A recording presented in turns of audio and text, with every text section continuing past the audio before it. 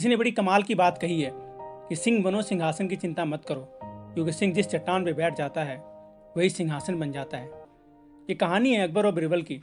एक बार अकबर ने बीरबल से पूछा कि बीरबल बताओ, अविद्या क्या है। बीरबल ने कहा कि महाराज मेरे को 4 दिन की छुट्टी चाहिए, मैं छुट्टी से आऊँगा तब इसका जवाब दूंगा।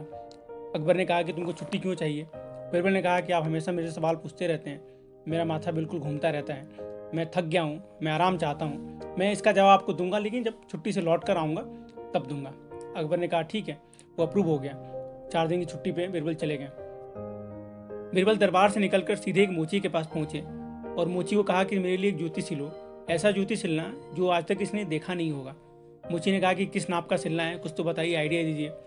बीरबल ने कहा कि ऐसा सिलना कि आज तक इसने देखा ना हो, उसमें हीरे जवाहरात जड़ना और सोने के धागे से सिलना, लगना चाहिए कि ये जूता इकलौता है इस दुनिया में।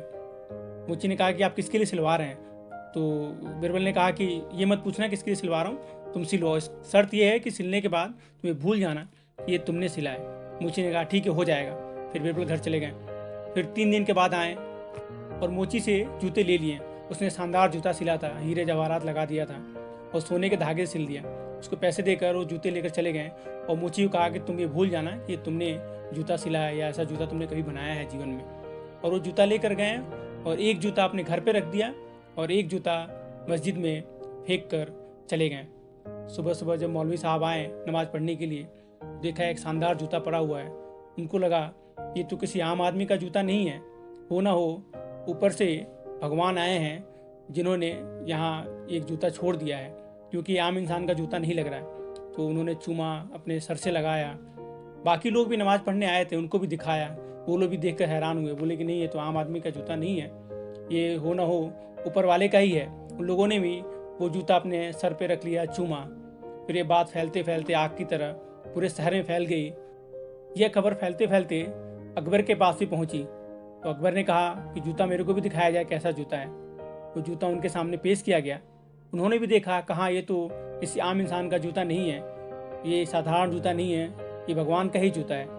उन्होंने भी उस जूते को चूम लिया और अपने सर पे लगाया और फिर मंत्रियों को आदेश दिया कि इस जूते को ऐसी जगह रखा जाए जहाँ पे इसका अच्छे से पूजा पाठ हो और देख रेख किया जाए, क्योंकि ये आम जूता नहीं है।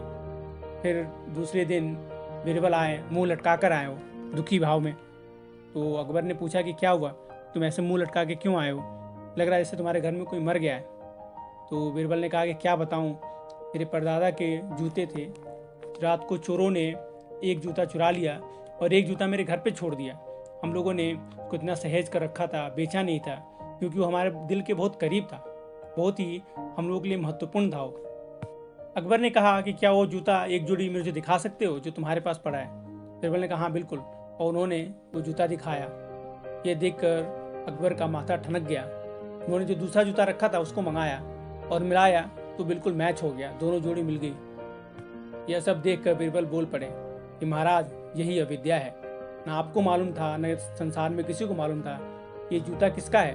बस किसी ने बोल दिया कि भगवान का जूता है, तो आपने भी मान लिया और सबने मान लिया, पर ये पता करने की कोशिश नहीं की कि आखिर में ये जूता है किसका। इसको ही हम अविद्या कहते हैं। यही आपके सवाल का जवाब है। दोस्तों, कहानी छोटी सी है पर बहुत बड़ी सीख देकर जाती है।